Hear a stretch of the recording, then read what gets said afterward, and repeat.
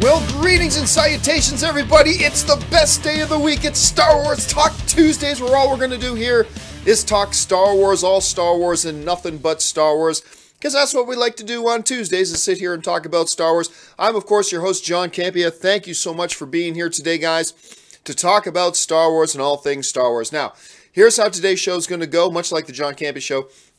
I've picked out 5 topics that you guys have emailed into me. Now, how do you get a topic or a question on Star Wars Talk Tuesdays? It's easy.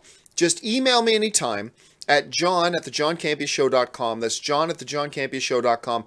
But in the subject line, this is important, put SWTT. That stands for Star Wars Talk Tuesdays. But make sure you put SWTT in the subject line of the email so that I know you're sending in a question for Star Wars Talk Tuesdays. Now, after that is done, we will go on to live questions that you guys are sending in to me, and we'll probably wrap this whole thing up within an hour or so. So, with all that out of the way, without any further ado, let's dive into the first question today. And the first topic today comes to us from Jamie Nicholson, who writes, "But John, let me get you hot. The reason many people are so vocal about not liking The Last Jedi is because they had a script in mind, and Rian Johnson didn't follow it. He used his own. Almost no predictions were right, and people hate to be wrong. Your thoughts?" All right, thanks a lot for the question, man. And look, on one hand, is it true that there are some people out there who didn't like The Last Jedi simply because it didn't do what they wanted it to do? Well, I mean, obviously the answer to that is yes, there are some, because there are some people out there who straight out admit that. They just straight out say it. I wanted them to do this, and they didn't do that. They did something else. There are some people who are very forthright and honest and just admit that. So, yes, there are some people out there that the movie didn't do what they had in mind for it to do. And look, I'll be honest with you. I talked about this on the video the other day. I'm one of those people. If you guys have followed me for any period of time, you know that I had a very specific set of things I wanted to see them do with Luke Skywalker in this movie. You know that there's a lot of things. I wanted to see Luke do this, and I wanted to see Luke do that, and I had all these things in my mind that I wanted to see Luke Skywalker doing. And they did none of it. I shouldn't say they did none of it. Porg, by the way. I shouldn't say they didn't do any of it. I mean, I wanted to see Luke show just how powerful he was, and he did do that at the end of the film and all that kind of stuff. Sure, but, you know, I wanted to see Luke pull out a lightsaber and school like 60 stormtroopers single-handedly. I wanted to see 7 Knights of Ren show up on that island to try to take him in, and he just wiped them out. I mean, that's what I wanted to see. So there's a lot of us out there that we had things we wanted to see. Now, for me, what they did with Luke, I loved. Even though it was completely different from what I wanted them to do, I still ended up loving it. That's fine. There are people out there that the movie didn't do what they wanted it to do. It didn't line up with their predictions. It didn't line up with their expectations, and therefore they were mad. Sure, there's some. However, Jamie, don't get caught in the trap of making excuses as to why other people didn't like something you liked. Because while maybe there are some people out there who simply didn't like The Last Jedi because it didn't do what they wanted it to do and they didn't do what it expected it to do, maybe there are some. But I think it's fair to say that the majority of people who didn't happen to like the movie just didn't like it because the movie didn't work for them. It's really that simple. Are there some people that maybe didn't like it because it didn't do what they expected? Sure, that's probably fair to say. But I don't think we should fall into a trap of making excuses for why people didn't like something that the rest of us liked. And saying, oh, you just didn't like it because of this. You just didn't like it because of that. I think the majority of people who didn't end up liking The Last Jedi probably just didn't like it because they didn't like it. Because it didn't work for them.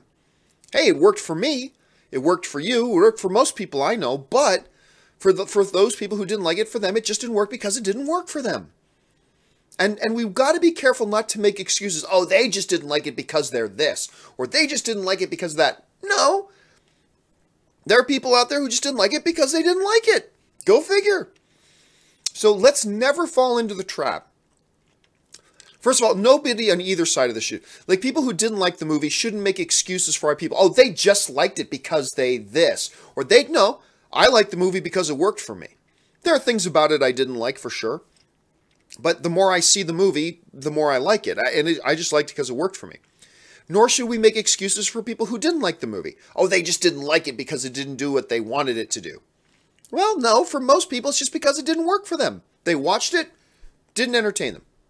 And I think that's okay, and that's fair, and we should just accept that there are people who don't like the movie, just as people who don't like the movie need to accept there are a lot of people who do love it.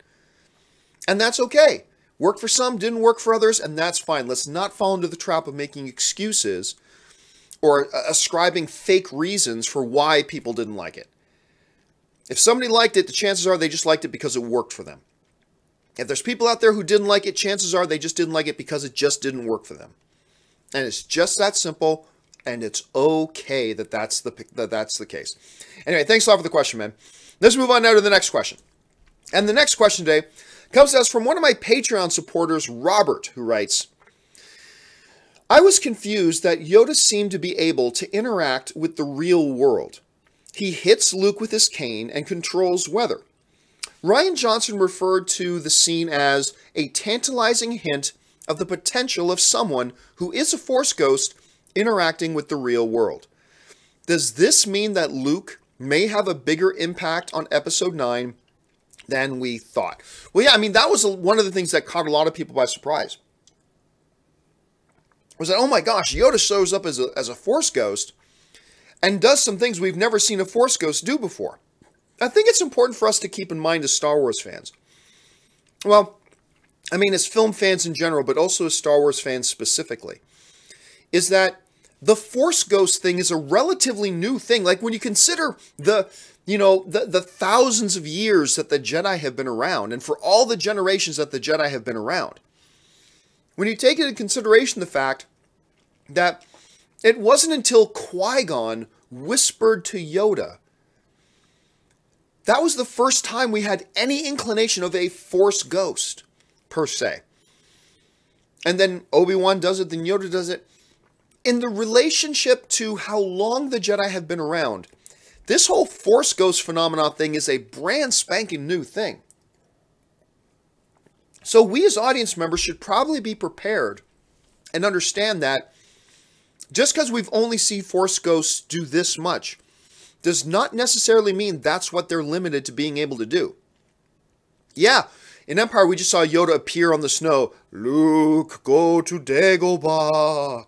And that's all. He couldn't lift Luke up out of the snow. He couldn't help him with the Wampa. He couldn't do any of that kind of stuff. Just because that's all we saw him do doesn't mean that's all any Force ghost will ever be able to do. And I think what Rian Johnson and Lucasfilm showed us in The Last Jedi is that as Force ghosts, Yoda's been able to evolve what he's actually physically capable of doing. And let's not forget that before Obi-Wan let Vader strike him down, Obi-Wan said to Vader, look, if you strike me down, I will become more powerful than you can possibly imagine. What, appearing in the snow as a semi-see-through ghost going, Luke, go to Dagobah. That's more powerful than you can possibly imagine. Clearly, what Yoda taught Ben, because remember, when Obi-Wan at the end of the prequels was leaving, Yoda says, I have some training for you. I think they knew the potential of what they'd be able to do as Force ghosts is probably quite impressive, but we just haven't seen it yet. And in The Last Jedi, we got our first glimpse of Yoda actually physically interacting with the environment that he was in. Which answers a big question a lot of people have had about Return of the Jedi. Hey, when Obi-Wan Force Ghost showed up, how was he a ghost and he was able to sit down on a log beside Luke? Well, maybe he can interact with the physical world to some level. Now, on to the other part of your question about, could this suggest to us that Luke, hey, maybe he dies at the end of The Last Jedi, but is it possible that he still plays a very important and maybe in many ways a very physical role in Star Wars Episode 9? I've been saying that since I saw the movie.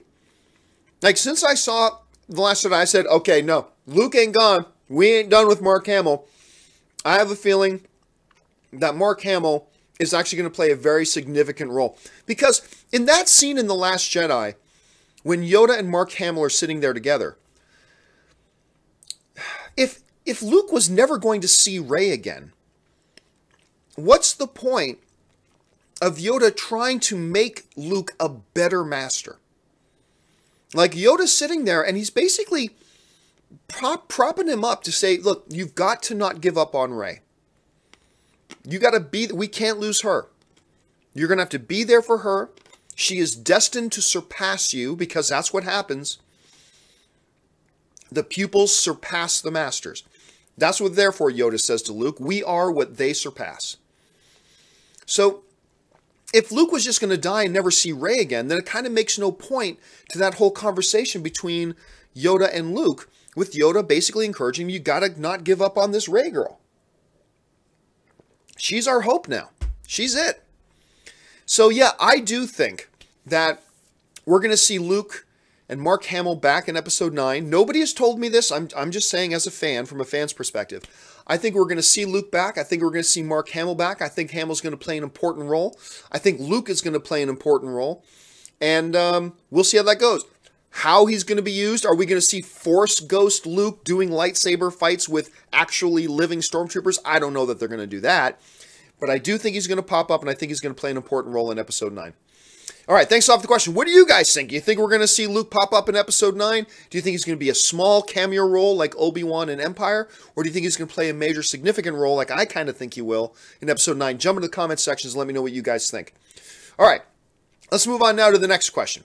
And the next question today comes to us from Michael Beltran, who writes, Hi, John. The last 3 Star Wars movies reached $1 billion worldwide. Oh, one of them actually reached $2 billion worldwide.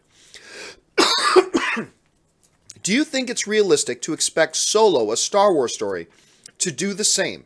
And in your opinion, does it need to reach $1 billion? I think it could reach around 800 million worldwide, which would be respectable in my opinion. Thanks. Okay, thanks a lot for the question, Michael. And yeah, of course, we're all just sitting around here, drinking out of our empty porg skulls, talking Star Wars and wondering when the hell is a Solo trailer going to drop. Because even I, you know me guys, I'm the guy who's always telling people, relax, you don't need trailers so soon, relax, plenty of time, blah, blah, blah. Even I'm going, where the hell is this Solo trailer? If you're not moving the release date, and as far as I know, they're not moving the release date, as far as I know. Where the hell is this trailer? Why have you not put out this trailer yet? I mean, even I'm asking that. So, but that's a secondary question. Let's talk about the main thing you're bringing up here is, you know, all 3 of the new Star Wars movies have all crossed $1 billion. And I think people take that for granted. Because put this in perspective. The DCEU has financial, other than Justice League, the DCEU has done very well financially. They've made a lot of money. Even people who hate the DCEU will look at this and say, oh, well, yeah, they made a lot of money. And yet none, 0 DCEU films, which have been very financially successful, at least at that level, none of them have made $1 billion. Movies with Batman, with Superman, with Wonder Woman, with these icons, the greatest superheroes of all time. And none of those movies have hit $1 billion.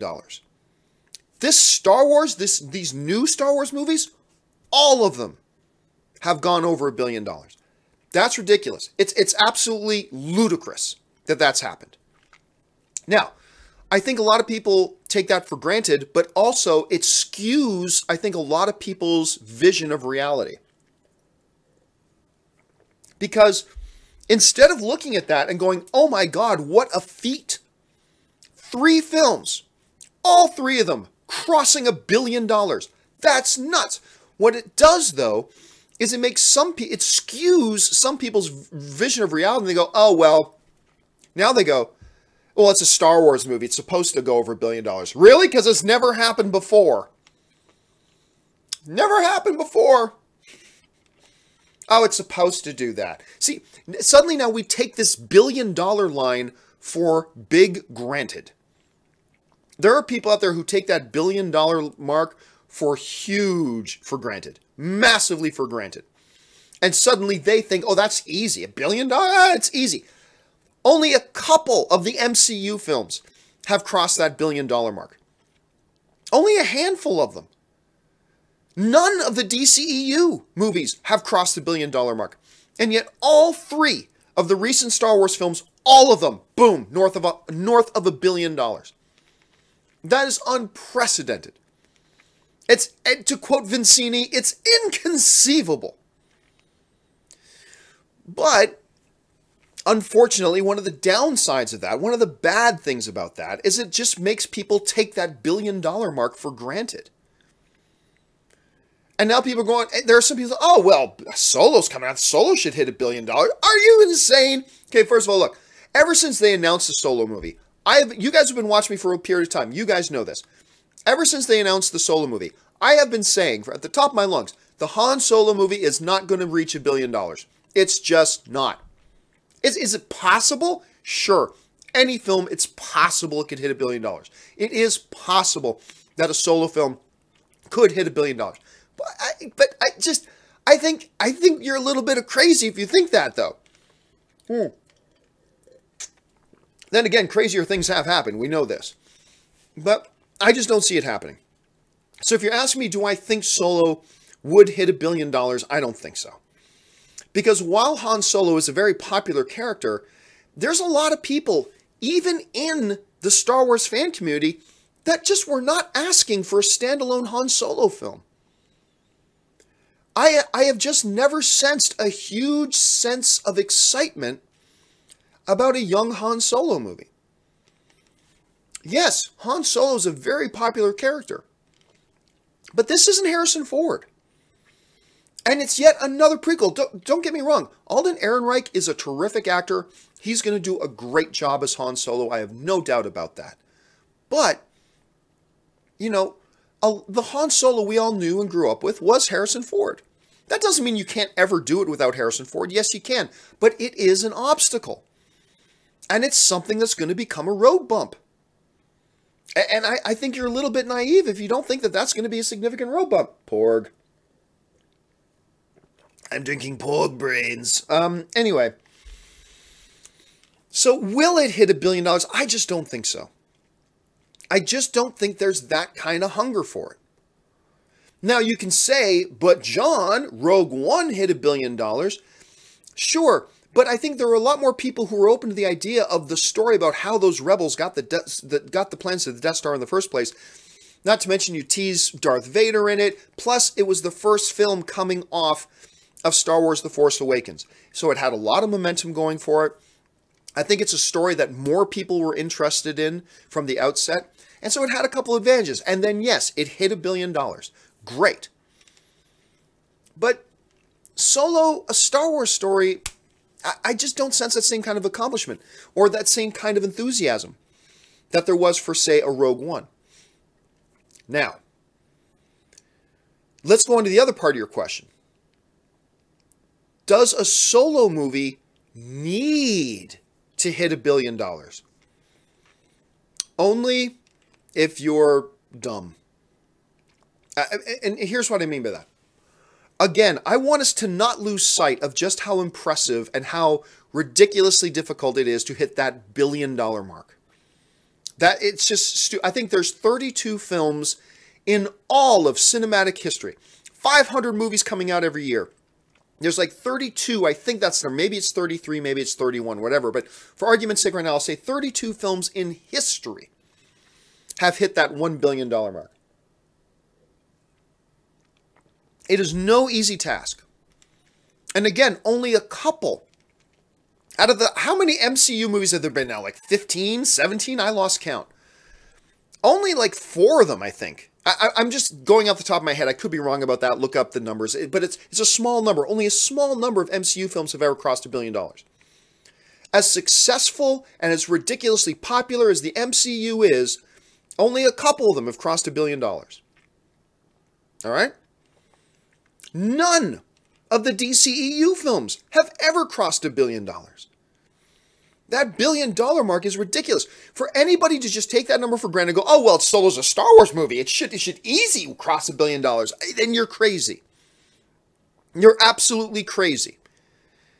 And I think there are some people out there who understand, people out there who are just Star Wars haters, who understand that it's going to be next to impossible for Solo to hit $1 billion, and say, well, a Solo movie should hit $1 billion easy, just so they can say later, like, if Solo hit $700 million, which is insanely successful, but if Solo hit $700 million,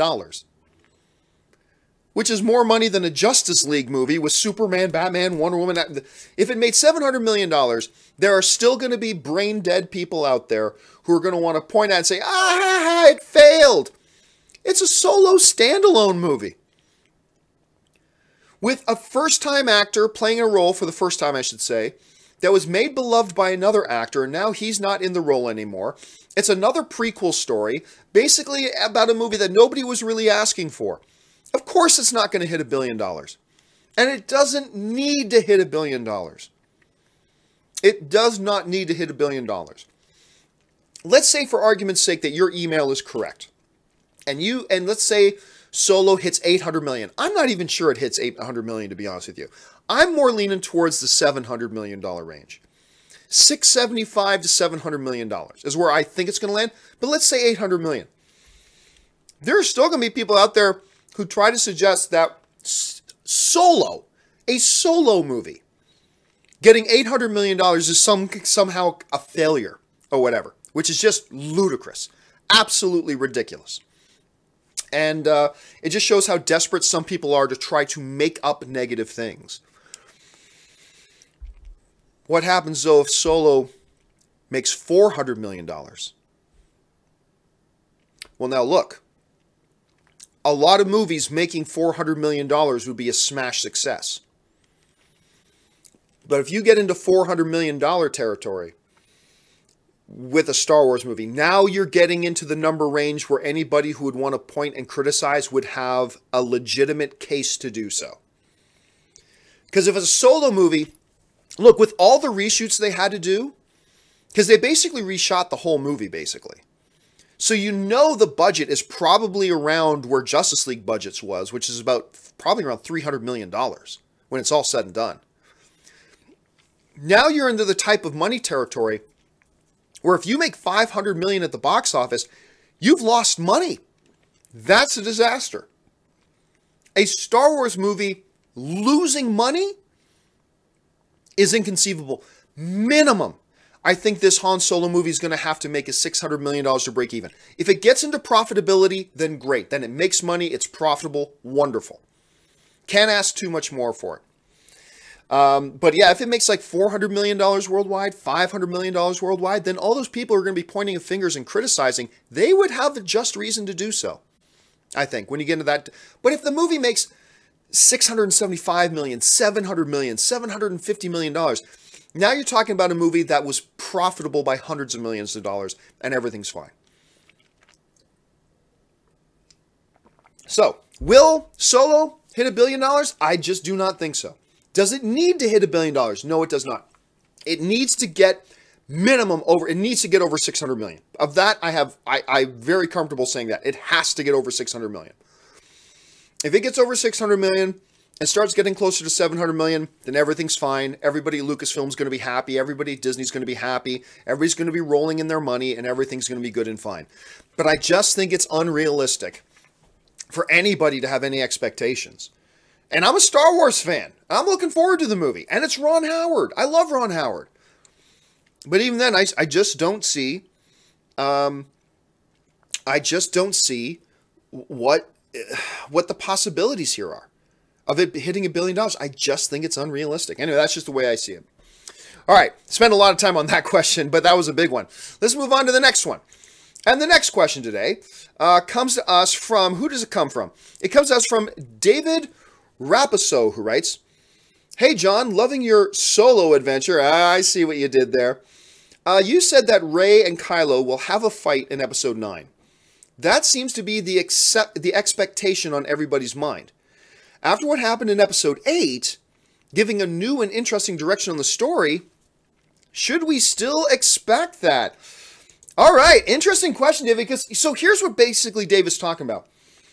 I have said, and many others, I'm not the one who made this up, many other people have said this as well, that I am expecting, sorry guys, I'm just refilling my tea. As you guys know, I've been like plague-ridden and really, really sick for the last few weeks, and I'm almost 100% better. It's just that I still have the cough because I think I have bronchitis, so I'm going to have this cough for a few more weeks. So to combat the cough, so I'm not coughing and hacking and wheezing while I'm doing these shows, I'm drinking a lot of tea, because obviously you can tell that helps. I'm not coughing a whole ton. And the other thing I'm doing here is using the Hall's lozenges.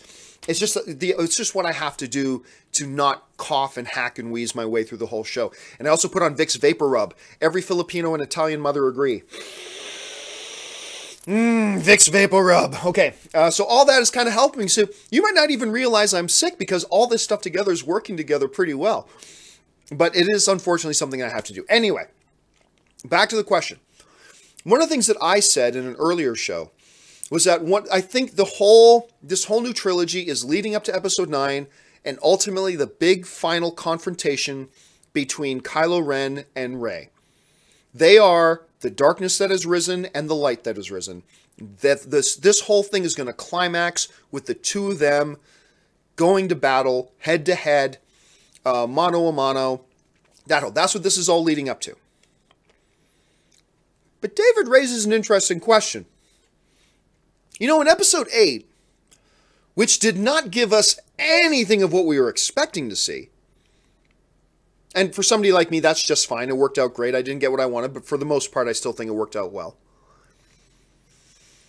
If episode 8 kind of turned everything on its ear and did not deliver anything of what we were expecting to happen,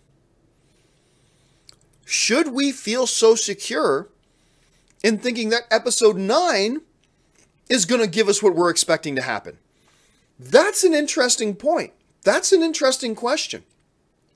Because maybe we shouldn't be expecting to see this big fight between Kylo and between Rey. Maybe we should expect the unexpected. Who knows? Maybe the evil Darth Vader Force Ghost, who has been separated from the Anakin Force Ghost. Maybe the evil Darth Vader Force Ghost comes back, and good Force Ghost of Luke Skywalker comes back, just like we were talking earlier.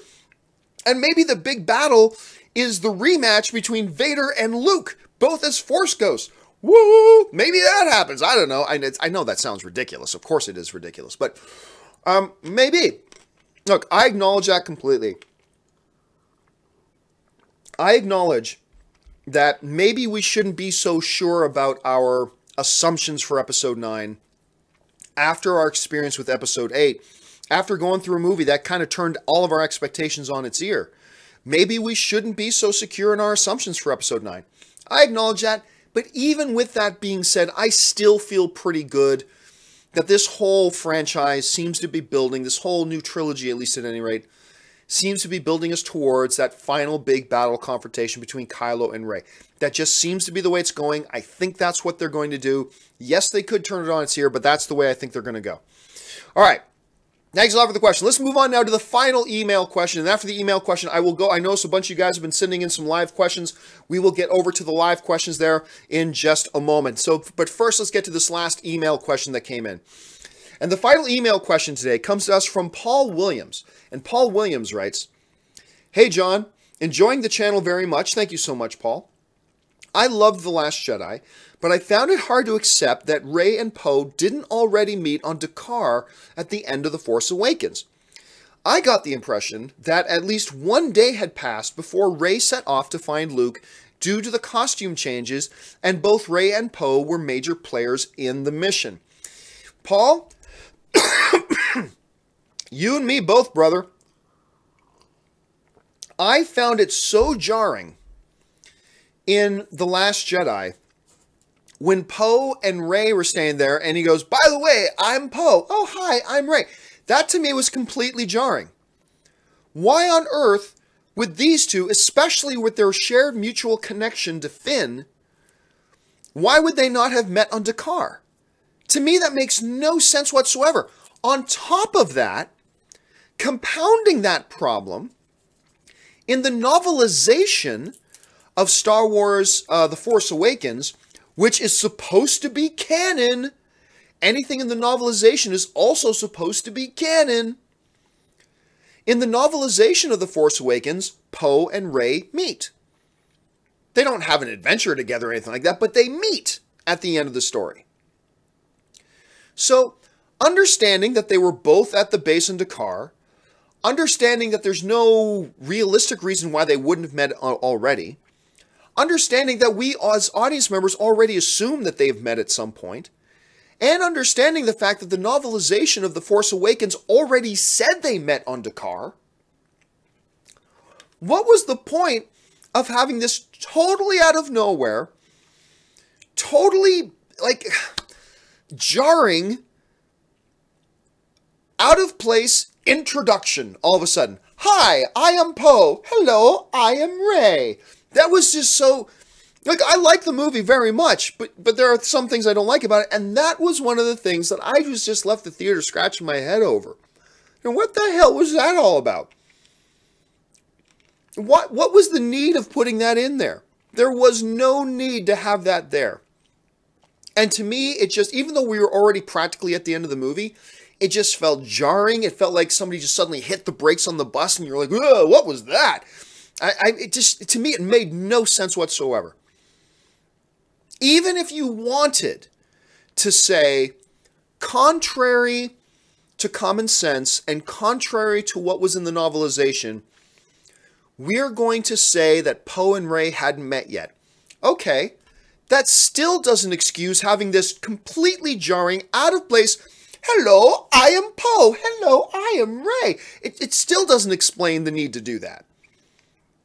You can then just say they met off camera later if you want to. It was a very, very odd choice. It was a very odd choice to me. I just didn't understand the rationale behind it. I didn't understand the narrative need for it. And I didn't understand why they felt it was just, why they threw away the canon of the novelization of The Force Awakens to fly in the face of it and just do it anyway. Like, I seriously, I would love, for a million reasons, I would love to sit down with Pablo Hidalgo, but if I had the opportunity to sit down with Pablo Hidalgo, that would be one of the first questions I would ask. Say, dude, like, you guys greenlit it to be in the novelization of The Force Awakens. Why bother having that scene in the new movie? Like, if you saw it in the script, why not go, hey, Kathleen, Ryan's got this scene in there. We've already got that scene covered in the novelization. It's done. It's canon. He doesn't need to do this scene. Why didn't that happen? What was the point of it? So anyway, that I'm just going on and on. But yeah, that, you and me both, man, that kind of bothered me. That whole little scene bothered me a bit. So, I mean, not to the point that it ruined the movie for me or anything like that, but it did seem awkward to me. All right, guys, that will do it for all the emailed in questions today. Now, I'm going to go over to the live questions that you guys have been sending in. We're going to do live questions for the next 20-25 minutes or so. But listen, before I do, I'm going to take a 1-minute commercial break because I didn't really do it for my show earlier today. My 1-minute commercial break doing my admittedly shameless plug for the thing that keeps the lights on around here and makes these shows possible, and that is my Patreon campaign. So here, check out this 1-minute commercial and I'll be right back.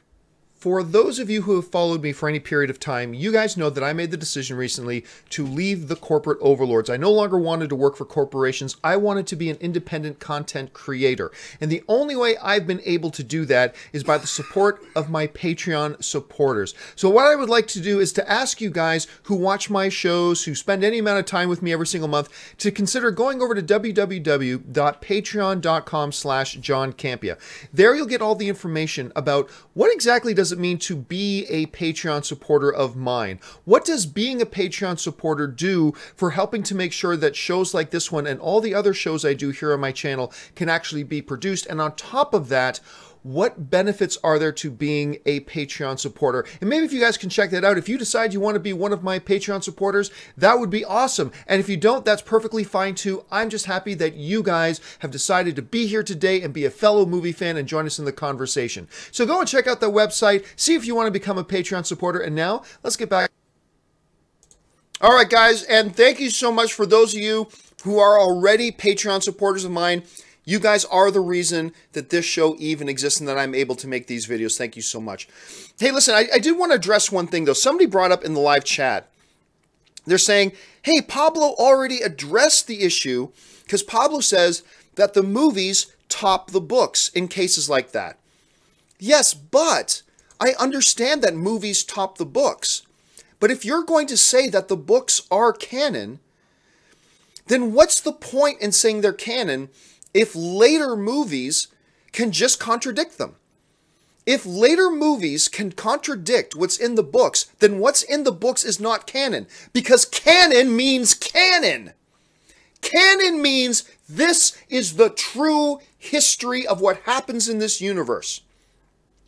And if you're going to say that what happens in the novelizations of the movies is canon, then it's either canon or it's not. If you can then have later movies come out and contradict what's in the books, then what's in the books is not canon, and we might as well stop saying that the novels are canon. When you tell us that these things are canon, that's supposed to mean that we as fans can rely on the fact that whatever happens in this book is official history of this universe. It is official history of the universe.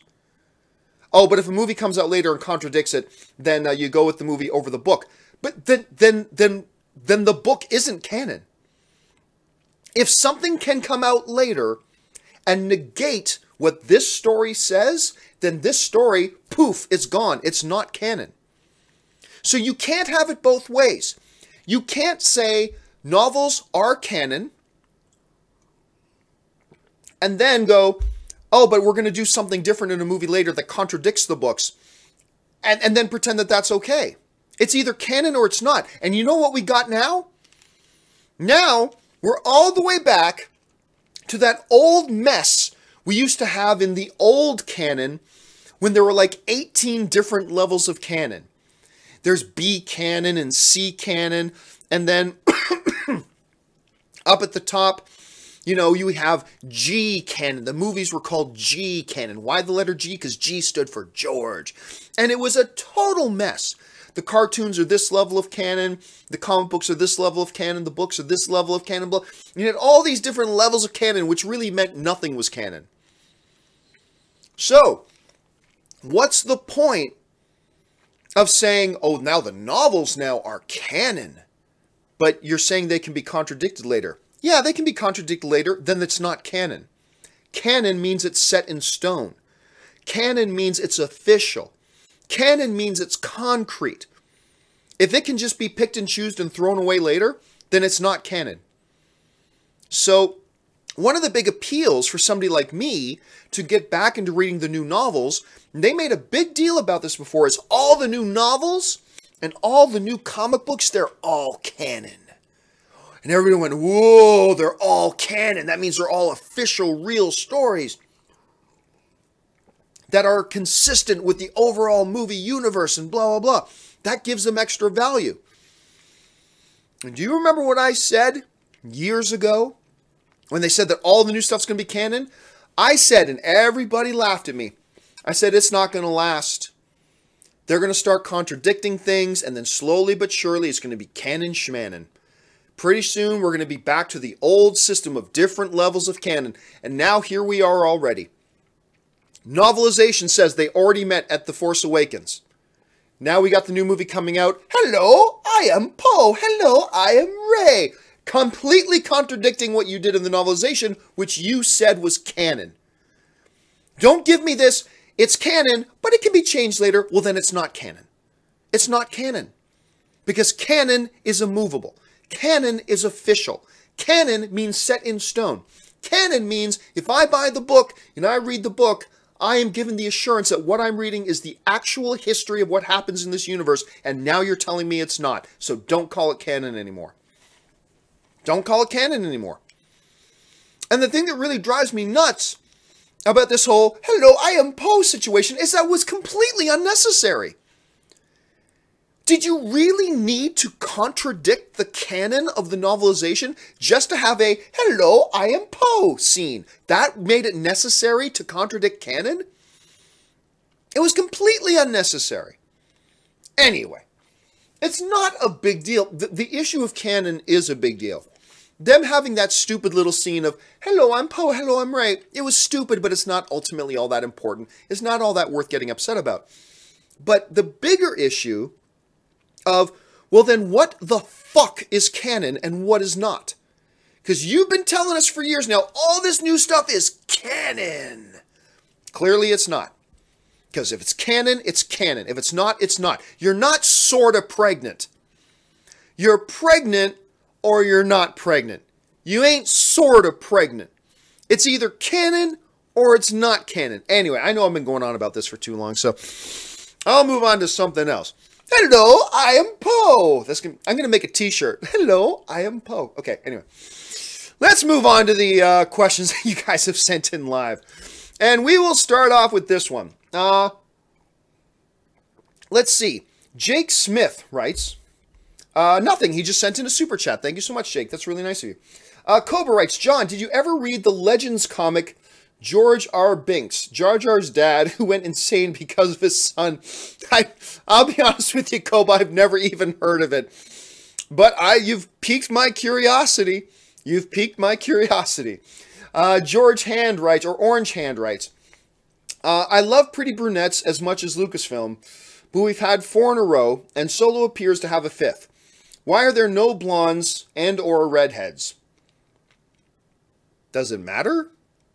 Does it really matter what color their hair is? I don't think so, but okay. Some people like blondes. I like blondes. I like redheads. I like brunettes. Honestly, I never really saw that as an issue or something else worth thinking about, Orange Hand, but obviously it's weighing on your mind. So that will be the second question I ask Pablo Hidalgo. Pablo, first of all, what's the deal with canon? Secondly, why aren't there more blondes? That'll be the next question I ask Pablo. I'll bring that up just for you, Orange Hand. All right, next up, we got the Batfleck who's writing, thoughts on the insecure and crybaby males who created a 46-minute all-male cut of The Last Jedi. Some male Star Wars fans are so pathetic, it's ridiculous. Well, okay, look. First of all, I've heard about this, but I haven't seen it. I don't even know how legitimate the story is. I haven't seen it myself. Secondly, I don't know the guys who did it. Look, and I don't know the answer to this question. If these guys did this and say, we're doing this because we're sick and tired of all these women being in movies. Women should just be in the kitchen making sandwiches. Like, if that's the case, then yes, they're crybaby, whining assholes. Yes. But, and again, I haven't looked into this. For all I know, they're just a bunch of guys who thought it would be funny. They just thought it'd be funny to make that kind of cut in response to all the stupid backlash about women being in the lead roles in movies. How ridiculous. So I simply don't know. So since I don't know, and I haven't wasted any of my time really reading into it too much, I just don't know. I don't have a response to it. Because if there are people with a political agenda saying women should never be seen, they should only be seen in pornography and in the kitchen. If they're them, then fuck them. They're assholes. If they're just guys who think it'd be funny with all the stupid backlash over women being in the lead roles, that they created a cut just because they thought it would be funny, then that's different. But I just don't know what the answer to that question is, so I'd have to see it for myself. Anthony Pham writes, scenes in Star Wars that made you cry. Mine is Obi-Wan at the end of his fight with Anakin. You were the chosen one. Also, The Force Awakens or The Last Jedi is your favorite. Well, no scene in any Star Wars movies ever made me cry. I think only 5 or 6 scenes in movie history have ever brought me to tears. Like actual crying, right?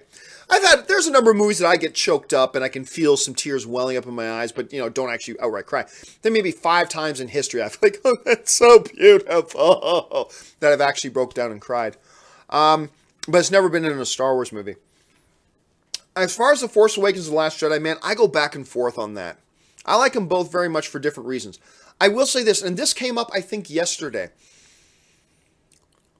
The things I really liked about The Last Jedi, I liked more in The Last Jedi than I did about the things that I really liked about The Force Awakens. So the highest highs for me in The Last Jedi are better than the highest highs in The Force Awakens. However, the things I disliked about The Last Jedi, the lowest lows, are lower than my lowest lows for The Force Awakens. Higher highs, but also lower lows. And because of that, I go back and forth between which I prefer. Today I'll say The Force Awakens. For right now, I'll say The Force Awakens. But I think yesterday I probably would have said The Last Jedi. So I go back and forth on it. I'm probably going to need another year or two to really let that settle as to which one I prefer more. And then I'll go from there. All right. Rodrigo Ramirez writes, what does Rodrigo write? Rodrigo writes, do you think in the future Lucasfilm will adapt some of the canon novels and comics, whether they're movies or TV shows? I don't know. Hard to say. I think there's so much you can do with Star Wars that I think if they put it in a novel, they put it in a novel because they didn't want to make a movie out of it. Honestly, that's where my starting assumption is.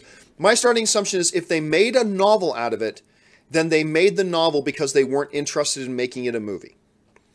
And if that's the case, then no. I can't see them... I don't think, Lords of the Sith is going to be a movie. I don't think Bloodlines is going to be a movie. I don't think Lost Stars is going to be a movie. I don't think Phasma is going to be a movie. I don't think Tarkin is going to be a movie. So, and I don't think Vader Down is going to be a movie. So, no. I'll put my money on the fact that I don't think they'll do that. I mean, maybe they'll surprise us at some point, and they will. And I would be interested in a couple of them.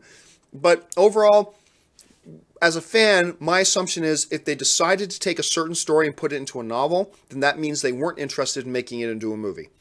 And so why would that change? So anyway, that's just kind of what I think. Maybe I'm wrong. Who knows? Thanks a lot for the question, Rodrigo.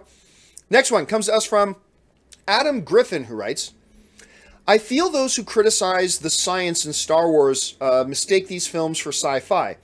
It's really fantasy, adventure. Real science has no basis here. The backdrop of space doesn't automatically make a film sci-fi. Well, I mean, it depends on your interpretation and definition of sci-fi. Sci-fi,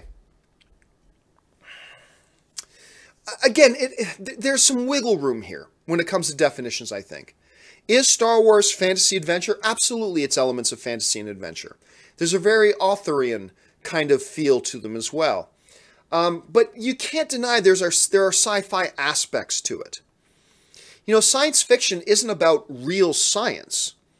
Science fiction is also about imagining of what science could be, where the advancement of technology and science and a modern age could bring us. And when you're talking about a world where ships are just as readily available as cars, where you get into these ships and fly into outer space, where you can hit light speed and travel across star systems and all that kind of stuff, you're getting into the realm of science fiction. A little bit. You're getting into the realm of science fiction. And remember, it's science fiction, not science nonfiction. It's science fiction, which is made up and make-believe. So I honestly, from a personal point of view, I have no problem referring to Star Wars as sci-fi. I have no problem referring to Star Wars as fantasy adventure. I usually refer to them as both. But my default is to say Star Wars is a sci-fi adventure film. Hey, it really all depends on how you interpret those terms. And I got no beef with anybody either way. If they want to call it sci-fi fantasy, if they want to call it fantasy adventure, if they want to call it straight sci-fi, if they want to call it action films, you can call it whatever you want. That's fine. I got no beef with you. Personally, I do kind of see it as a sci-fi film, but that's just me. All right, great point though, Adam. All right, next one comes to us from Y2K or Why Not 2K. Your feelings if Rian Johnson's trilogy is The Force Unleashed? Nope, it's not going to be. I know that for a fact. It's not going to be Force Unleashed. I can tell you that right now. Great screen name, by the way. Y2K or Why Not 2K. I like that. All right. Next up comes us from Tony Lamar. And Tony Lamar writes, how did Darth Vader's ship find the Tantive 4 after it jumps into hyperspace, if the technology isn't available for another 30 years? Any million number of ways. Any million number of ways. For all we know, when the Tantive 4 hits hyperspace at the end of Rogue One, For all we know, it's a day and a half later when Vader catches up to them and finds out where they are. They pop out of hyperspace somewhere. Maybe the Empire has a spy on the ship. Maybe some random ship sees the Tantive IV come out of hyperspace, reports it. Whatever. There's a lot of different possibilities here about what could have happened. We shouldn't just assume that the Tantive IV went into hyperspace and then immediately Darth Vader's ship went in pursuit and tracked them. The movie doesn't suggest that. So maybe the beginning of Star Wars Episode 4 is 30 minutes later. Maybe it's 3 days later. We just don't know at this point. So how they found him? Don't know. They don't have to explain everything. There's a spy on the ship. They were spotted. A report went out. Here's where they are. Somebody figured, hey, the latest trajectory puts them in this system, and maybe they took a guess. Well, maybe they're going here. I mean, there's a million different explanations of what could have explained that. So honestly, that's not a question I worry about too much. All right. Thanks a lot for the question, Tony. Next one comes to us from Orange Hand, who writes, Force Ghosts appeared in Knights of the Old Republic for what it's worth. Ah, yeah, but remember, Knights of the Old Republic right now is not canon. I mean, it hurts to say that, but keep that in mind. Knights of the Old Republic is not canon. So we can't really rely on anything that happens there and call it canon per se. Joel321 says, 50% over or under of Anakin or Obi-Wan ghost in Episode 9. I'll take the under on Anakin. I don't think it's impossible. But if you're going to set the line at 50%, I'll take the under on that for Anakin. You know what? I'm also going to take the under for Obi-Wan as well. I think there's more of an opportunity for Obi-Wan to pop up than Anakin.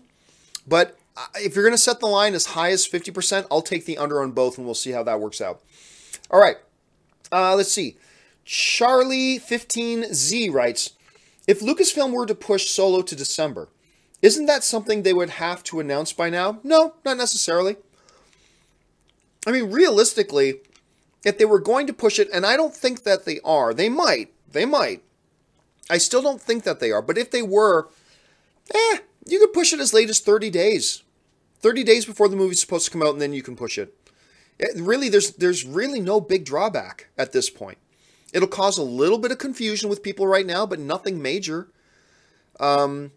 It's not like it would make the sky fall down. So no, I don't think they're in any dire position that within the next 72 hours they either got to release a trailer or tell people that the movie's being moved. I don't think they're in that kind of a position yet. I think they got plenty of time for both. I hope they don't take that kind of time, but I mean, they really do have time. Let's see. The Batfleck writes, you said you weren't concerned about Solo coming out on Deadpool 2's second weekend. Though, won't that hurt both films' box office like Apes and Spider-Man? No, Apes and Spider-Man released 1 week apart. I've been saying that for a while. I think 2 weeks, in today's modern way of the way films get released, I honestly think two major films can release 2 weeks separated from each other. 1 week, not so much. Because remember, War for the Planet of the Apes opened the very next weekend after Spider-Man Homecoming opened. Which did hurt both films. It hurt War for the Planet of the Apes more than it hurt Spider-Man. But 2 weeks? Nah. I think, look, anybody who's really hardcore wants to go out and see these movies, they see a movie. The way movie-going patterns work now, a movie makes the lion's share of its money in its first couple of weeks. That's where it makes the lion's share of its money. It still can make a bunch of money after that, absolutely. But the lion's share of its money is made in the first couple of weeks. And then when a new big movie comes out, yeah, it'll affect it a little bit, but that's the same with every movie that ever comes out ever. So honestly, I think 2 weeks is perfectly fine. Don't confuse that with the situation between Apes and Spider-Man. Because Apes and Spider-Man, one came out the immediate weekend after the other. So, yeah. Let's see. Where did it go? Okay, here we go. Spaceballs Lover writes, sorry, but your Facebook rant last night was kind of hurtful.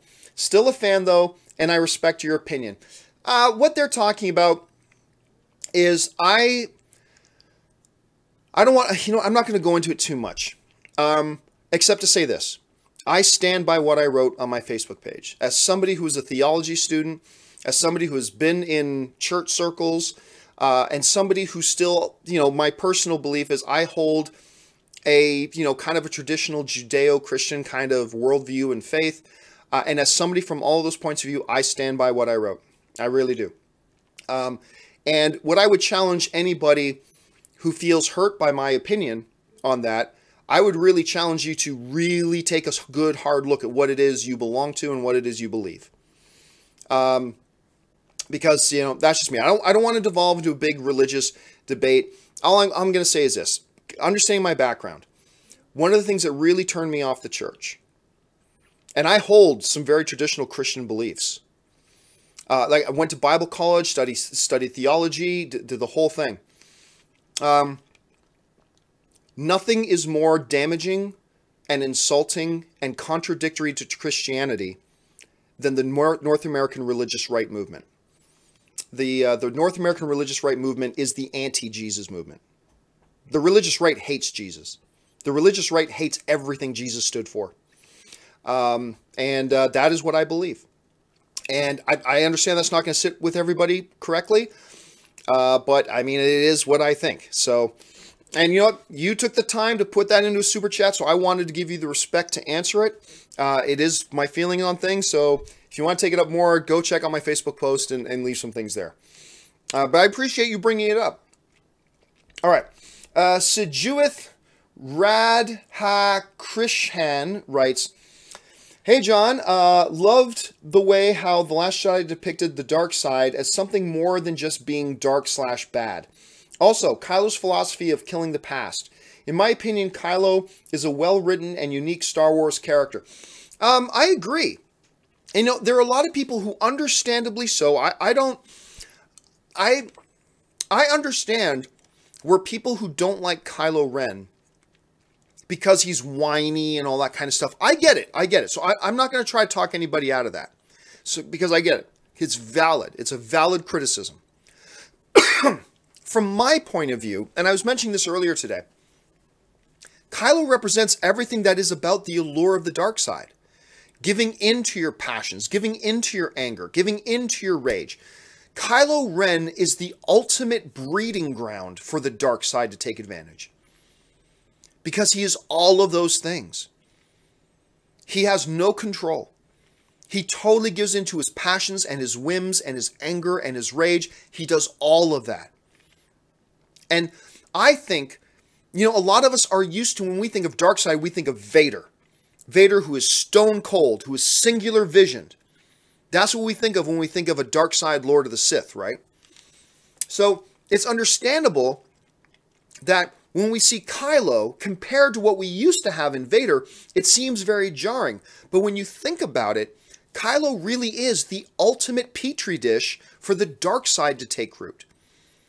He is prone to temper tantrums and whiny outbursts. He gives into all of his most base urges. If he's angry, he lashes out and destroys things. He gives into all of that stuff. He is a slave to his passions, which, according to everything we've learned in the Star Wars lore, is the perfect petri dish, the perfect breeding ground for the dark side to really come in, take hold, and manifest. And I think that's what we see. So I agree with you. I really like the way they do Kylo Ren in that. But again, for some people that does not work, and I understand. And I've got no qualms with anybody that doesn't work for them, because I get it. It's very different from what we used to get. But for me, it happens to work. All right. Thanks a lot for bringing that up, man. Let's see here. Maybe One Name writes, "If the Obi-Wan movie happens, over or under 50% that we see another Obi-Wan versus Vader battle, is this something that you would want to see?" Nope, absolutely not. To me, it just contradicts canon. And I know there are some people who've made the argument, oh, but if you do it this way and kind of do this and now you're playing games with it. The straightforward understanding of canon is that at the battle where Obi-Wan and Anakin finally have, which is really truly where Darth Vader was born, really, that was the last time they saw each other before confronting each other in Star Wars Episode 4.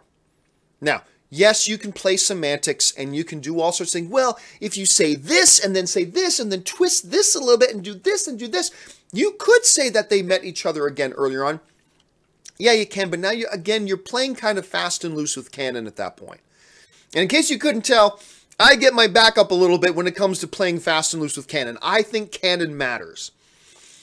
So, personally, no, I don't think they will. I think we'll have a new enemy for him to confront. And I think there'll be new challenges for him to confront. I don't think they'll go back to the Vader well again. And I don't want them to. If they do and they come up with a good way to do it, fine. But I really would rather them not, to be honest with you. Let's see. That doesn't mean there aren't some of you guys who wouldn't like to see it, though. That's for sure. Let's see. Oh, a whole bunch. By the way, guys, please do not send in any more questions. I've got as many questions as I can handle now. Let's see. Edil Barbosa writes, you always talk about how big the universe, but do you really believe the movies can survive without the original trilogy nostalgia? They are living from that since 1983, even Rogue One, Solo, etc. Yes. I absolutely. Look, am I saying every movie they put out that takes place in the Star Wars universe is going to be a billion-dollar movie? No, absolutely not. But you don't need to be a billion-dollar movie. You can create a great, thriving, healthy, wonderful fantasy, adventure, and sci-fi stories within the Star Wars universe, not directly connected to the original characters or the original storyline, for that sakes, because there's billions of stories in this universe, unlimited potential that you could tell. Will it make $900 million? Maybe not. But it could make $475 million. You make one of those movies for $150 million bucks, $475 is all you need to make to be profitable. You can make those. You can make plenty of those. Make them $500 million movies, $600 million movies, and be thriving and successful. And make some great stories. And so yes, I absolutely believe Star Wars movies outside of the core stories can absolutely be healthy, can absolutely thrive, and can absolutely succeed. I completely believe that, 100%. All right, Sujith Radhakrishan writes, I've read somewhere that the glowing yellow eyes are akin to Sith Lords when they express emotions like anger and hate. Snoke and Kylo are not Sith Lords. A lot of people wrongly call them Sith. We don't know. We don't know. Because remember, in the Last Jedi, Snoke very much talks like a Sith Lord. And he talks about what he looked for in his apprentice, which sounds exactly like what Sith Lords look for in their apprentice. I remember Kylo in The Last Jedi, he gave that little speech to Rey. It's time for the First Order, the Jedi, the Sith, time for it all to die. Remember, the First Order was there. He said that needs to die. The Jedi, because of Luke, was still there. He's saying that needs to die. And he says, and it's time for the Sith to die. And so he just wiped out his master, Supreme Leader Snoke. I was going to call him Grand Leader Snoke. Grand Leader Snoke. Supreme Leader Snoke. On that level, let's put it this way. I'm not 100% certain, but I am more convinced that Snoke was indeed Sith than I was before The Last Jedi. I wasn't really sure at all in The Force Awakens, but I feel more certain, not completely certain by any stretch of the imagination, but I lean more towards the idea after The Last Jedi that Snoke was indeed Sith. I mean, and they talk a lot in that movie too about Kylo aspiring to be the new Darth Vader, who was the Lord of the Sith. So I do think they are. I think they are, but I'm not willing to put any money on that because there are just too many other options that could point away from it. I'm just saying if I had to put down $2 right now, I'd bet that they are Sith. All right. Edo Barbosa writes, if yes, do you think the plan is start... Let's try this again. If yes, do you think the plan is start that in Rian Johnson's new trilogy? I'm not sure what you're talking about. Let's go back to your last question there. Oh, you're going back to the whole thing about can they make new stories and stuff like that. Yes. I think they're going to start it with the Rian Johnson trilogy. Now remember, you don't have to completely exclude anything we've ever heard about. You can do things that, say, revolve around Mandalorians or whatever. Things we've heard about, that's fine. Just don't make it about Luke. Don't make it about Yoda. Don't make it about Boba Fett. I know I just said Mandalorians, but I think you can do that and it'd be perfectly fine. And yes, I do think Rian Johnson's trilogy will do that. I think Rian Johnson will now take us into new storytelling that we have not had before, and I'm excited for. Let's see. Lindsay Conrad writes, seems like The Last Jedi was telling us there's hope for Kylo in episode 9. You put 11. I think you meant 9. In episode 9. Luke said no one is ever truly gone, and Leia leaves dice for Ben after Luke gives her hope. Why else would Leia have a keepsake for hand behind? No, totally disagree. I mean, I can see where you're coming from, Lindsay, I can, but Luke said no one's ever really gone. But he was not talking about hope for turning Kylo back to the good side. Because remember, he said that after letting Leia know, I haven't come here to save him. And Leia then says, I know, he's gone. To me, episode 9, and I could be wrong, and you very well could be right. But to me, episode 9 made it very clear. Kylo is gone. Sorry, let me rephrase that. Ben is gone. It's only Kylo Ren now. There is nothing left in him to redeem. And it's all gone. So, yeah, I mean, so I can see where you're coming from. I've had other people say the same thing to me. And we may find out in episode 9 that you were right and I was wrong. But I do not think they're just going to repeat the same storytelling pattern that they did in the original trilogy, with ultimately it ending with Darth Vader / Kylo Ren being redeemed at the last second. I think they have set it up that Kylo had his come to Jesus moment and he chose the opposite way. And that he's gone and he's irredeemable at this point. So that's what I think episode 9 was pointing out. But some people like yourself think it was pointing to something else. We're just going to have to wait and see in episode 9. Thanks a lot for bringing that up, Lindsay. All right. The next question comes to us from the Riddler. And the Riddler writes, I like The Last Jedi, but I won't deny my dislike of shoehorning elements of feminist and animal rights and diversity propaganda. I would have let this go if it had been done with more eloquent taste. I completely disagree with you, the Riddler. Completely disagree with you. There were no elements of feminism. I'd never heard one speech in this movie that said, women are here to save the day. We women are going to save everything. It was never done. Yeah, but all the lead characters were women. The lead characters in the original trilogy were all men. Was it an anti-feminist agenda? Was it an anti-feminist agenda? Like, I'm just sorry. I just think people force, no pun intended, force this. Look, honestly, and look, I say this with all the love in the world, thou Riddler. As a fellow Star Wars fan, I say this with all the love in the world. But honestly, if you look at that movie and see agenda in the movie, then honestly, you're the one with the agenda. If seeing people without white skin playing lead roles, and if seeing leaders in movies being played by women, if these things bother you, then it's not the movie that has the agenda, it's the viewer that has the agenda. And it's the movie is doing things that bump up against your agenda. And that's just the way I see it. And I say that with love, my brother. I say that with love. But I really do want to challenge you that if you look at Star Wars The Last Jedi and see diversity agendas and see feminist agendas, then I want to lovingly suggest to you that maybe you take a look in the mirror, because I think you're the one with the agenda. And the fact that we're seeing people with different colored skin and seeing people who aren't men in lead roles, when every other Star Wars movie has always been men in lead roles. If that is making you feel uncomfortable and make you feel like something's wrong, then with all the love in my heart, I just tell you as a fellow Star Wars fan, take a look in the mirror, because I think you're the one with the agenda. And just take a look at that and just look into that, and maybe you'll think differently about it a little bit later. Anyway, that's all I'm going to say on that issue. But thank you so much for being open about what you're thinking and for sharing that. I appreciate it. I'm not going to jump all over you. I appreciate that you shared that. I just want to challenge you a little bit, and we'll leave it go with that. All right. Third Man writes, do you think the story group has too much influence?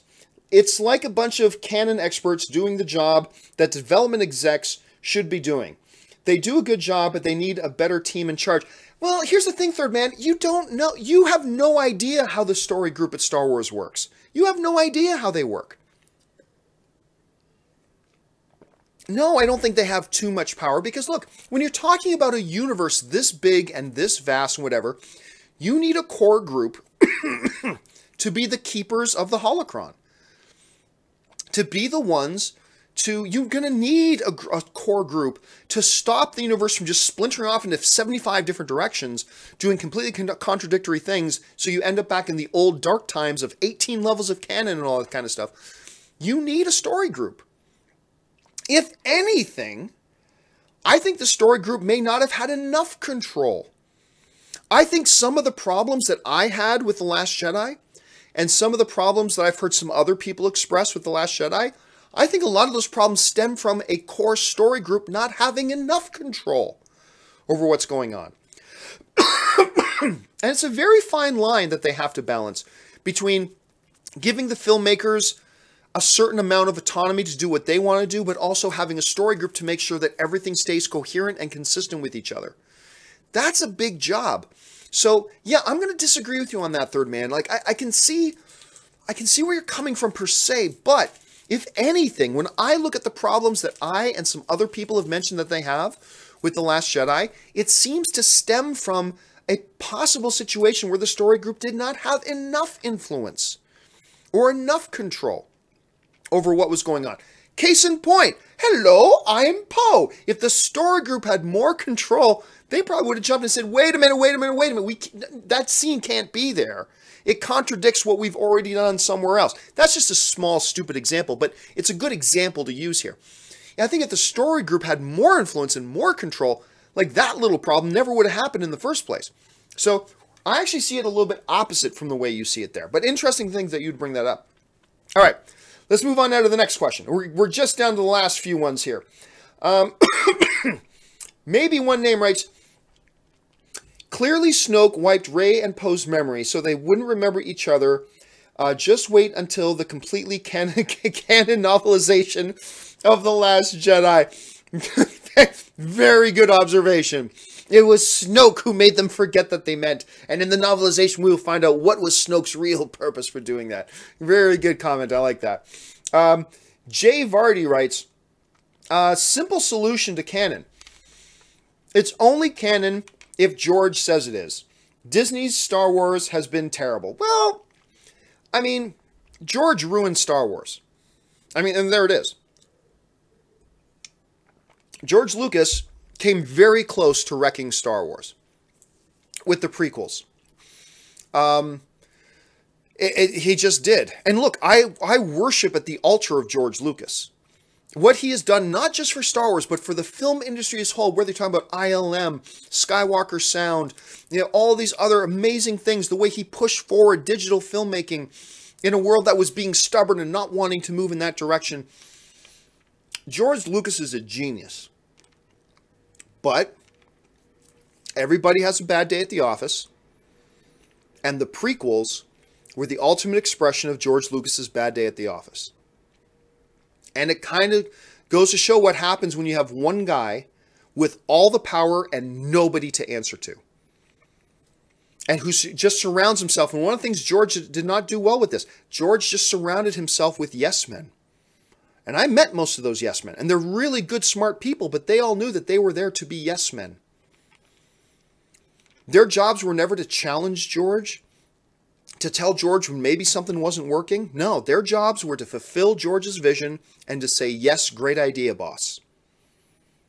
I mean, and George Lucas very nearly ran Star Wars into the ground.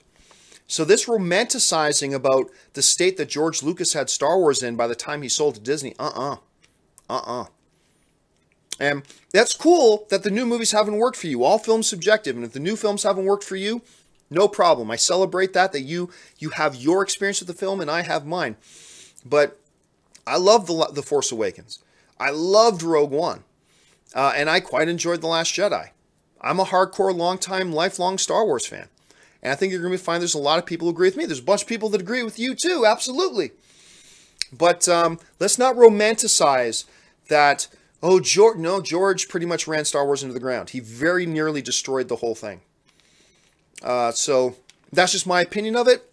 It doesn't change my opinion of George Lucas, that he is a god in this business to be worshipped. And like I said, I will put up a burning shrine in my home wherever I live to George Lucas and always burn incense at it because George Lucas is the man. But that doesn't mean I'm going to stick my head in the sand and pretend like he didn't almost destroy Star Wars. He did. He nearly wrecked it. He nearly completely destroyed Indiana Jones too with the Crystal Skull. But anyway, let's see. The Riddler writes, Holdo not telling Poe and the crew the escape plan is total bullshit. It cost more lives. Her motive for not sharing was only to shade Poe. No, she didn't trust Poe. Like, you can say that all you want, but she did not trust Poe. She has never met him. And as far as she's concerned, he's the guy who just cost the lives of all their bomber pilots and all of their bombers in direct disobedience to Princess Leia, General Leia's orders. He just directly disobeyed orders, turned off the comm, which is something no military guy should ever do, and he cost everybody their lives. And you think now this admiral with this guy that she just knows all this about, she's just going to tell him their plan? I think that's naive. I think that's a little bit naive. Jay Vardy writes, I do not understand why Disney can't hire George Lucas to write/direct the Obi-Wan movie. The movie will be taken more seriously if... The guy who gave us Jar Jar Binks. If he does it, the movie will be taken more seriously? No. No. I think you will find the vast majority of Star Wars fans do not want George Lucas to come back and do this. I want to see George... What I do want... I want to see George Lucas...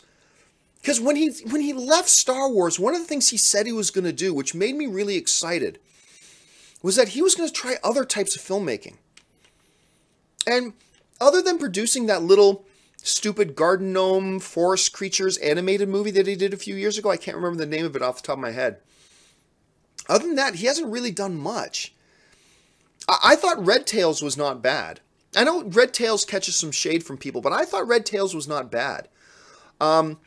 But no, I certainly... Look, as somebody who worships at the throne of George Lucas, I do not want George Lucas coming back to do an Obi-Wan movie. And no, it would not be taken more seriously if he did. I just don't believe that at all. I mean, you can think that. That's cool. But I happen to think something different. And that's the great thing about being a film fan of Star Wars fan. We can have different opinions and share our different opinions with each other. Let's see here. Last couple ones I'll take here. Steve Stark writes, doesn't it bother a big part of Star Wars? Doesn't it bother that big part of Star Wars that fans love is theorizing, and that almost everything that Seven set up was thrown out? Why did they take it away? They didn't.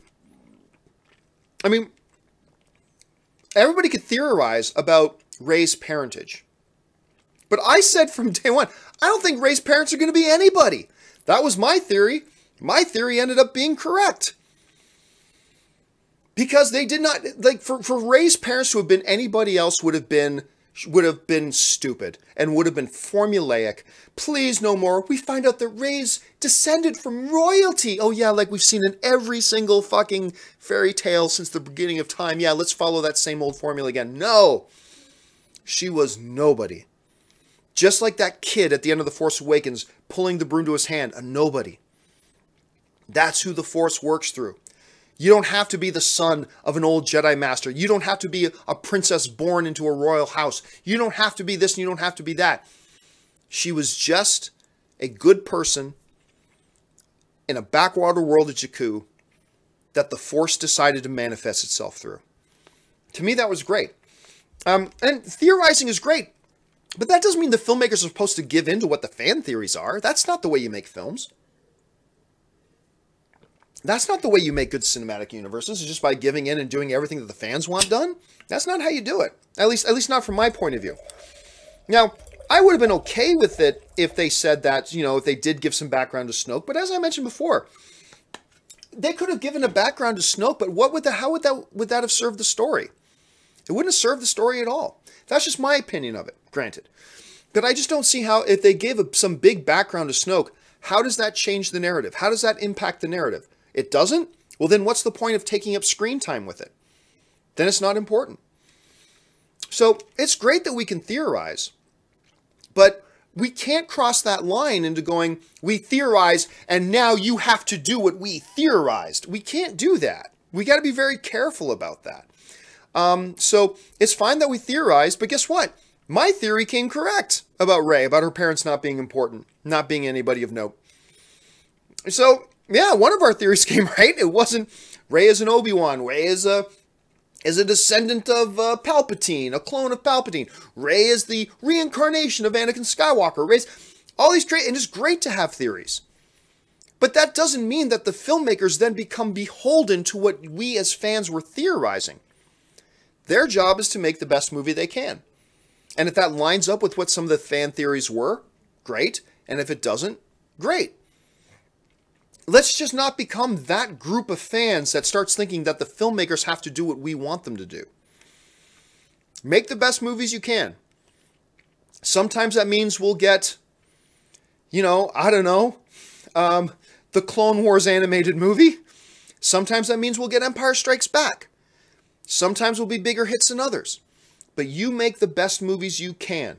We'll play the fans. We'll play fan. And we'll theorize and we'll speculate and we'll guess and we'll do all the things that we love doing as fans. But at the end of the day, you do filmmaker, let us do fan. We'll do fan, you do filmmaker. And filmmaker should never be beholden to fan. That's when you start making some bad shit. And it also means it won't always work out. There is a bunch of people that don't like The Last Jedi. Hey, it happens. Maybe Episode 9 will be the greatest Star Wars movie of all time. Maybe it'll be the worst. We don't know. But they need to do it on their own terms, not being beholden to what fan theories are. And I think most of us will agree with that. Maybe it'll work out. Maybe most of the time it works out great. Sometimes it doesn't work out so well. Oh, well, if they went with always going with fan theories, it would be 90% crap and 10% okay. So anyway, that's just kind of the way I see it. Let's see. The Riddler, once again, writes in, I don't honestly see Episode 9 being better than The Last Jedi, nor a removal of divisive narratives. Also, Solo could be Strike 2 in my opinion. Hoping for the best. Well, I mean, really, Riddler, that's all we can do. Like, you can say, I don't see it being any better. But you're saying that from a position like I am right now, we are both in a position of complete ignorance. You don't know the first thing about Episode 9, and neither do I. I can't sit here and tell you, Episode 9 is going to be awesome. I mean, I kind of feel like it'll be awesome, but I cannot say Episode 9 is going to be awesome. Based on what? Have you read the script? Nope. Do you know who all the cast is going to be aside from the already existing characters? Nope. Do you have any idea what the storylines are? Nope. Do you have any idea about anything? Nope. Then I cannot say that it's going to be great, it's going to be bad, it's going to be whatever. Nor can you say, I just don't see Episode 9 being better than Episode 8. Based on what? Have you read the script? Do you know anything about the story? Do you know anything about this, that, or the other thing? I mean, that's fine. You can have a gut feeling, like I have a gut feeling. My gut feeling is going to be great, but that's just a gut feeling. I can't justify that by any means. Neither can you. With a different thing. But all we can do is that thing that you said in the last line of your message there. Hope for the best. That's what I do going into every MCU movie. That's what I do going into every DCEU movie. That's what I say going into every Star Wars movie. That's what I do going into every movie I go into. All I can do is hope for the best. Maybe I have a gut feeling it'll be good. Maybe I have a gut feeling it'll be bad. Whatever. As long as we're willing to take those pre-expectations, put them aside at the door when we go into the theater, leave those expectations at the door, go in and hope for the best. And I think that's a very healthy way, what you're mentioning there, the Riddler, I think that's a very healthy way to approach it. We got a gut feeling maybe this will be good, maybe it won't be good, maybe it'll be great, maybe it'll be terrible, but all we can do, really, as film fans, when it comes down to it at the end of the day, all we can really do is hope for the best. So I'm glad you're doing that. All right. Let's see. Batflick is saying Solo's opening 1 week after Deadpool 2, not 2. I'd have to check that out. I always thought it was 2 weeks. Maybe it's 1 week. If anything, I mean, that would affect it more if it was 2 weeks separated, but I'll have to check that. I'll have to double check that. Alex writes, last couple of questions here now. Alex writes, Poe is the only truly sane man in the plot, and the film treats him like shit. They demote him for taking out that ship, and I hate Admiral Gender Studies. Well, first of all, Poe is not the only sane guy there. Poe, and I like this because it shows that he's a human character with flaws, okay? But make no mistake, Poe was given a direct order by General Solo. Pull my people out. And Poe did worse than disobeying. He turned her off. Screw you, Leia, I know better. And he went and he took out a ship, the Dreadnought. Taking it out didn't help anything. Taking out the Dreadnought helped nothing. Their base was still destroyed. And now all their bomber fleet is dead. All their bomber pilots are dead. Everybody's dead. For what? To take out a ship that it didn't make any difference that we took that ship out. None. To say Poe was the most sane person there, And again, I like that it did that because it showed Poe is not a perfect character. Poe is flawed. Poe is human. Poe makes mistakes, sometimes brutal mistakes that cost people lives. And I actually like that they did that to show that they're not just some one-dimensional, all heroic with shiny teeth, perfect intelligence, perfect everything, never makes a mistake. But to say Poe was the most sane out of all of them is completely wrong. Completely wrong. He disobeyed direct orders from his superiors, and he got an entire wing of his pilots killed. He lost all of their bombers, all of their important military assets. He lost them for nothing. And he got a lot of people killed for nothing. Because ultimately, in The Last Jedi, them taking out that Dreadnought gave them no advantage. They didn't gain anything out of it. So it is a much bigger deal than I think you're giving it credit for. I think it's a much bigger deal. But anyway, that's just me. All right. 2 questions left. John, you're missing the point of Rey and Poe meeting. It's the conclusion of Rey's arc. Nothing to do with them meeting or with the future romance. She now knows she is not a nobody. She found a family. I'm not with you on that at all. I got that much more from Finn and Rey seeing each other for the first time after she moves the boulders out of the way and Finn rushes across the dust and they hug and hold each other and you see in her face she felt home. Regardless of whether it's a romantic thing or not. Let's forget that discussion for now. But as Finn rushes to her, and Finn and her hug and embrace, and you see that look on her face of peace and happiness. She's home. That was what you're describing. Not awkwardly standing around in the Millennium Falcon, cargo hold going, "Hello, I am Poe. Hello, I am Rey." That didn't accomplish what you're saying. She now knows she's not a nobody. She's found a family. She did that with Leia. She did that with Finn already. And you could have done that with Poe, just running up and saying, "Great to see you again." You didn't have to go, "Hello, I am Poe." That didn't make it feel like family. That felt awkward and jarring and dumb.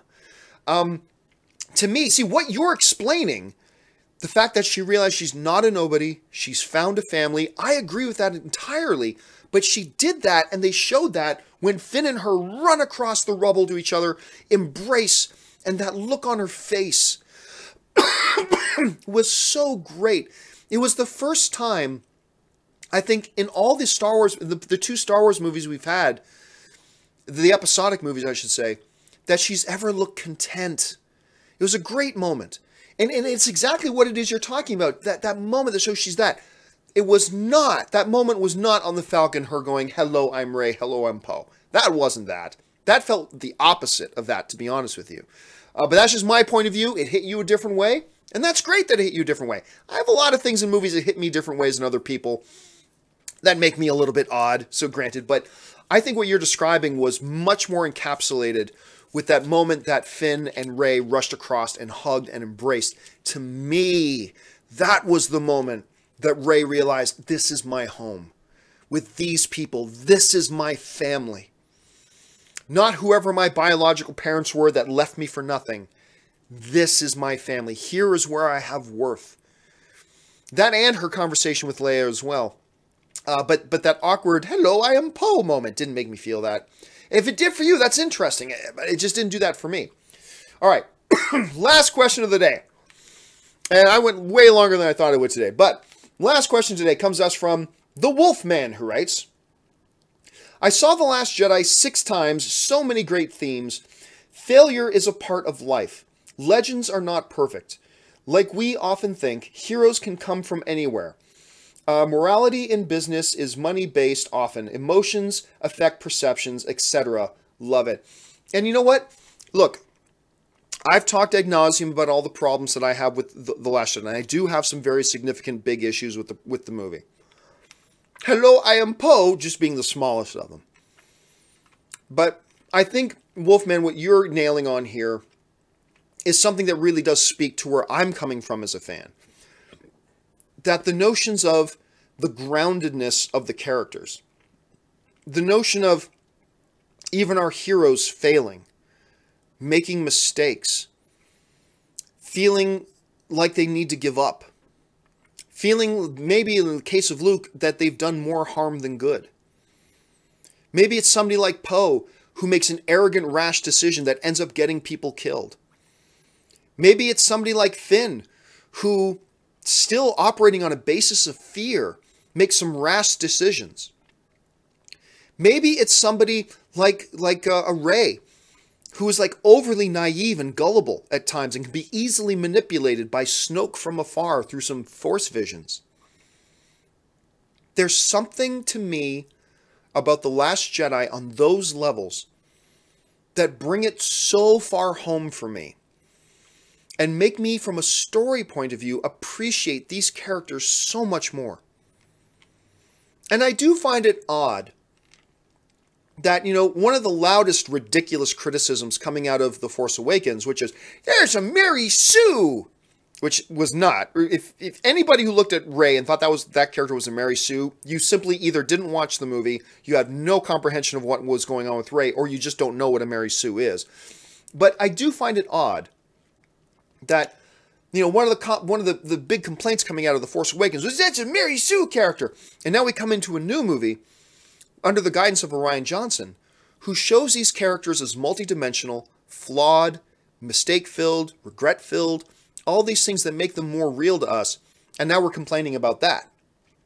So, that part is, but I am with you, Wolfman, that I think there's some marvelous themes in this story that I think will serve it well moving forward. It doesn't change the fact that there are a bunch of things in this movie that I do not think worked.